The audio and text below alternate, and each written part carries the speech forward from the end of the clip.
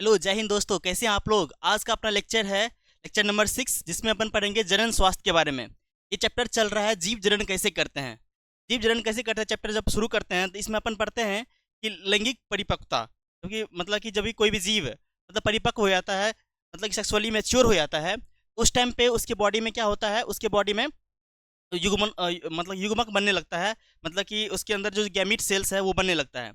अब देखिए ये जो लैंगिक परिपक्वता है, मतलब सेक्सुअल मैच्योरिटी है, इसमें ये जो है एक ग्रेजुअल प्रोसेस है, एक कंटिन्यू प्रोसेस है।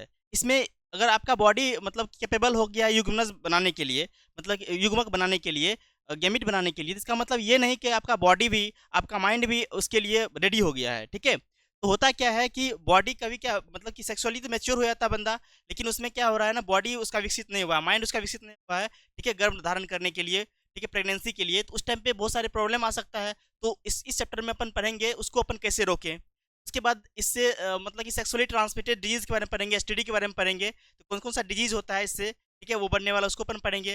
नेक्स्ट अपन पढ़ेंगे इसके अंदर कि हमारे मतलब कि जनसंख्या नियंत्रण कैसे करें। ठीक है, जनसंख्या कंट्रोल मतलब पॉपुलेशन कंट्रोल कैसे करें, ये सब चीज़ें इसमें अपन पढ़ेंगे। चलिए शुरू करते हैं आज का लेक्चर।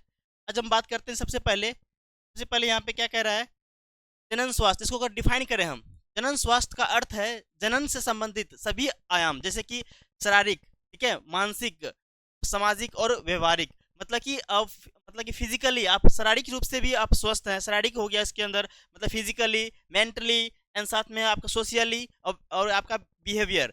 मतलब इस चीज़ इस टॉपिक, जैसे मान लीजिए अभी यहाँ पे ये टॉपिक चल रहा है, इस टॉपिक के बारे में आप मतलब कि बात करने में आप शर्मा रहे हो, ठीक है, आप हिचक रहे हो, तो इसमें ये भी एक तरह की इसमें आप इसका मतलब आप जनन स्वास्थ्य मतलब कि आप रिप्रोडक्टिवली हेल्दी नहीं है। ठीक है, तो यहाँ पे जो ना आपका बॉडी भी हेल्दी होना चाहिए, साथ में आपका मानसिक मेंटली आप हेल्दी हैं। ठीक है, सामाजिक और व्यवहारिक, तो सभी रूप से अगर स्वस्थ हैं तभी इसको हम क्या बोलेंगे, जनन स्वास्थ्य बोलेंगे। नेक्स्ट अगर हम बात करते हैं इसमें, नेक्स्ट क्या कह रहा है कि इससे होने वाला जो डिजीज है, ठीक है, रोगों का लैंगिक संसरण जो है यहाँ पे एसटीडी जो होगा, ठीक है, सेक्सुअली ट्रांसमिटेड डिजीज। इसमें अनेक रोगों मतलब रोगों का क्या हो सकता है, यहाँ पे संसरण हो सकता है। जैसे कि कुछ है यहाँ पे जीवाणु जनित, जो बैक्टीरियल जिससे बैक्टीरिया से होने वाला जीव जो है, मतलब कि यहाँ पे डिजीज जो है वो क्या है, गोनेरिया।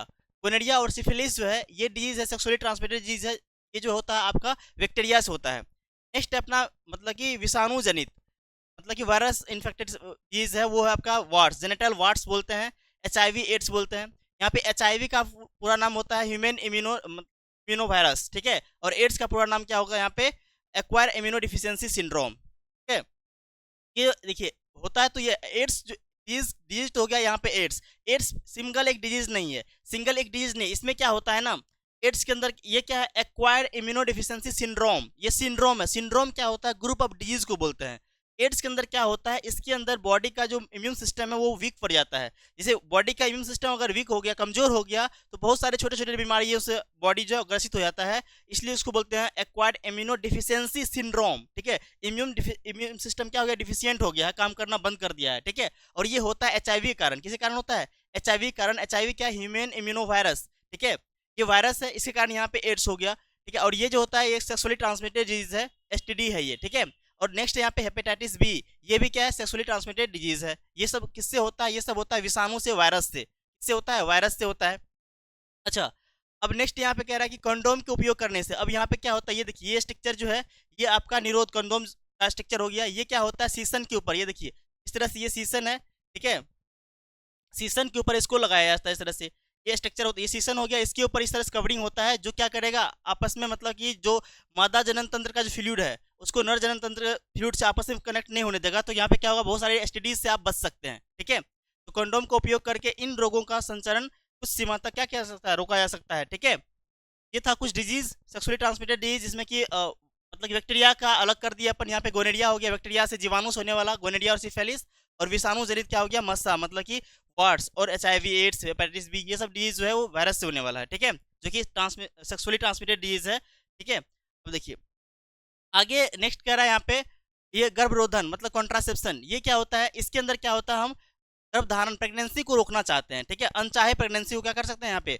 रोकना चाहते हैं। इसमें क्या होता है, ये जो है ये मतलब इसके अनेक प्रकार होते हैं, जिसमें पहला यहाँ पे यांत्रिक अवरोध।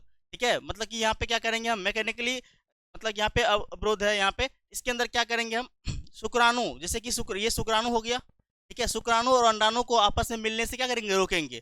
ठीक है, तो इसके लिए जो है इसका कुछ उदाहरण यहाँ पे क्या कह रहा है, शुक्राणु को मतलब अंड कोशिका तक नहीं पहुंचने दिया जाता है। किसके अंदर, हम यहाँ पे यांत्रिक अवरोध जो है यहाँ पे, ये फिजिकल मेथड हो गया एक तरह से, इसके अंदर इसको हम मतलब इसको मिलने नहीं देंगे। तो इसमें इससे किससे सहायता से करते हैं, तो पहला यहाँ पे है शीशन को ढकने वाले कंडोम की सहायता से ये वाला होता है यांत्रिक अवरोध के अंदर। उसके बाद यहाँ योनिक में रखे जाने वाले यहाँ पे सर्वाइकल कैप, ये देखिए ये है सर्वाइकल कैप।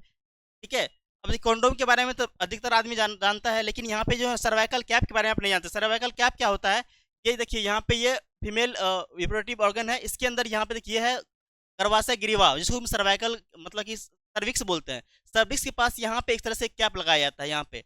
ठीक है, तो ये जो कैप है, ये कैप यहाँ पे सर्विक्स पे लगाया जाता है। तो क्या होता है, शीशन तो यहीं तक आ पाता है। शीशन जब यहीं पा पाएगा तो यहाँ से क्या होगा, स्पर्म इसके अंदर इंटर नहीं कर पाएगा। जब स्पर्म यहाँ पे इंटर नहीं कर पाया, शुक्राणु इंटर नहीं कर पाया इसमें, तो ये ओवम से मिल नहीं पाएगा, तो यहाँ पे निषेचन क्रिया नहीं होगी, फर्टिलाइजेशन यहाँ पे नहीं होगी। तो यहाँ फिजिकली मेटिंग जो है इन दोनों का, मतलब शुक्राणु और अंडाणु का, दोनों का मेटिंग को हम यहाँ पे रोकते हैं। किसके अंदर, यांत्रिक अवरोध के अंदर। ठीक है, नेक्स्ट जो अपना है, आगे हम देखते हैं नेक्स्ट मेथड क्या है।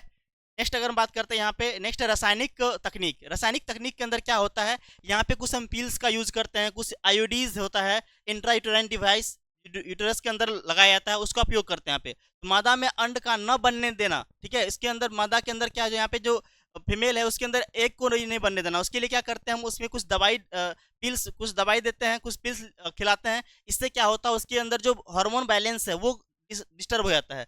जब हार्मोन का बैलेंस डिस्टर्ब होगा तो क्या होगा, वहाँ पे यहाँ पे जो अंडाणु नहीं बन पाएगा। ठीक है, ओवरी से जो ओवरी से अंडाणु नहीं बन पाएगा। ठीक है, यहाँ पे क्या होता है, इसके लिए दवाई ली जाती है जो हार्मोन के संतुलन को क्या करता है, परिवर्तित करता है, चेंज कर देता है। इससे क्या होगा, इसके अन्य प्रभाव भी हो सकता है, विपरीत प्रभाव भी बॉडी पे हो सकता है। इससे क्या होगा, यहाँ पे एग नहीं बन पाएगा। जब एग नहीं बन पाएगा तो वहाँ पे फर्टिलाइजेशन नहीं, निषेचन नहीं होगा। ठीक है, ये तो गया रासायनिक विधि। नेक्स्ट अगर हम बात करते हैं आगे, नेक्स्ट यहाँ पे आयोडीज। आयोडीज का पूरा नाम होता है इंट्रायूटेराइन डिवाइस। जो देखिए यहाँ पे जैसे ये डिवाइस है, ये कॉपर टी बोलते हैं इसको। ये स्ट्रक्चर है जो डिवाइस इसके अंदर लगाते हैं, किसके, यूटेरस के अंदर लगाते हैं। अब ये क्या होता है, इससे क्या होता है, ये जो कॉपर टी है, ठीक है, कॉपर टी है, इससे क्या होता है, कॉपर आयन रिलीज होता है। क्या होता है, इससे कॉपर आयन रिलीज होता है। और कॉपर आयन क्या करता है, स्पर्म की मोटिलिटी को रोक देता है। क्या करता है, ये स्पर्म जैसे यहाँ पे, यहाँ देखिए ये सर्विक्स है, ग्रीवा है, इससे जैसे स्पर्म इंटर करेगा, स्पर्म क्या होता है, यहाँ पे तैर के क्या करता है, आगे जाता है फिलोपियन ट्यूब में, और वहाँ पे निषेचन होता है। तो स्पर्म का जो मोटिलिटी है, ये जो तैर पा रहा है, मूव कर पा रहा है, इसके मूवमेंट को क्या करता है, रोक देता है, सप्रेस कर देता है। कौन, कॉपर आयन। ठीक है, तो कॉपर टी जो हो गया, ये इंट्रायूटेराइन डिवाइस हो गया, जैसे कॉपर टी हो गया। कुछ यहाँ पे लूप्स होते हैं। ठीक है, तो गर्भाशय में ये क्या होता है, स्थापित किया जाता है।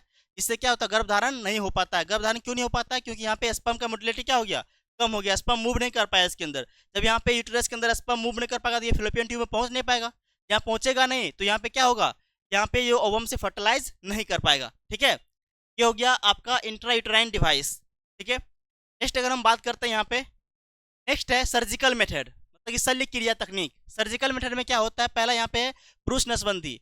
ये जो होता है इसको बोलते हैं वैसेक्टोमी। इंग्लिश में क्या बोलते हैं, वैसेक्टोमी, याद रखिए इंग्लिश नाम है इसका। पुरुष नसबंदी क्या बोलते हैं, वैसेक्टोमी, और महिला नसबंदी को हम बोलते हैं ट्यूबेक्टोमी। ठीक है, अब देखिए यहाँ भी कंफ्यूजन रहता है कि ये आदमी को ये पता होता है, ठीक है, स्टूडेंट को ये पता होता है कि महिला नसबंदी तो होता है, लेकिन इनके बारे में पुरुष नसबंदी के बारे में उनको पता नहीं होता। तो ये भी होता है। इसमें क्या करते हैं अपन, पुरुष नसबंदी जो होता है इसके अंदर क्या करते हैं, शुक्रवाहिका जो है हमारा, देखिए यहाँ पे ये तो हो गया विरिसन। ठीक है, विरिसन से जो पाइप होता है इसको बोलते हैं शुक्रवाहिका।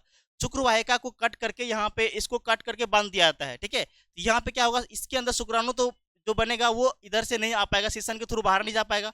यहाँ पे क्या होगा, इसके अंदर वीर्य तो बनेगा। ठीक है, इसके अंदर वीर्य तो बनेगा, लेकिन इस वीर्य के अंदर जो है, इसके अंदर शुक्राणु नहीं होगा। इसके अंदर क्या होगा, इसके अंदर शुक्राणु ये नहीं होगा, मतलब कि स्पर्म सेल नहीं होगा। वीर्य तो इसके अंदर बनता है, क्योंकि वीर्य के अंदर क्या होता है, इसके अंदर शुक्राणु, साथ में यहाँ पे जो अपना ग्रंथिया होता है, ग्रंथि होती है इसके अंदर, प्रोस्टेट ग्रंथि होता है। ठीक है, शुक्राशय होता है, बल्बोइरेथ्रल ग्रंथ होता है। इस सब का मतलब सिक्रीशन से क्या होता है, वीर्य बनता है। ठीक है, इसके अंदर क्या होगा, शुक्राणु जो होगा ये नहीं होगा। ठीक है, यहाँ पे स्पर्म सेल नहीं होगा, लेकिन वीर्य इसके अंदर बनेगा।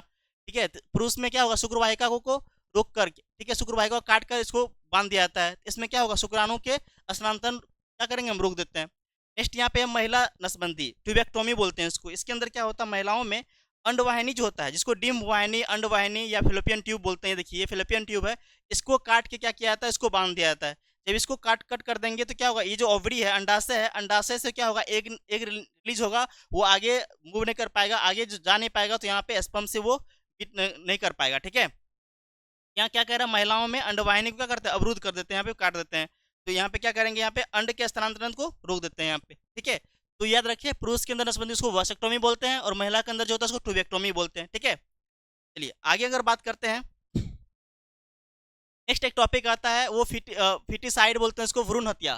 ठीक है, इसमें क्या होता है कि बहुत सारे लोग इसमें क्या करते हैं, जैसे कि जो इंसान जो जिसको कि बहुत सारे जगह पे क्या होता है ना, कि जो मतलब कि मादा भ्रूण है उसका क्या करता है, वो में इसको मतलब खत्म करता है। ये बहुत ही गलत चीजें हैं। इसके अंदर क्या, तो मादा भ्रूण को गर्भाशय में ही मार देना भ्रूण हत्या कहलाता है। ठीक है, यस, ये देखिए, एक स्वस्थ समाज के लिए संतुलित लिंग अनुपात बहुत जरूरी है। ठीक है, यहाँ पे सेक्स रेशियो जो है मेल और फीमेल का, वो बहुत जरूरी है।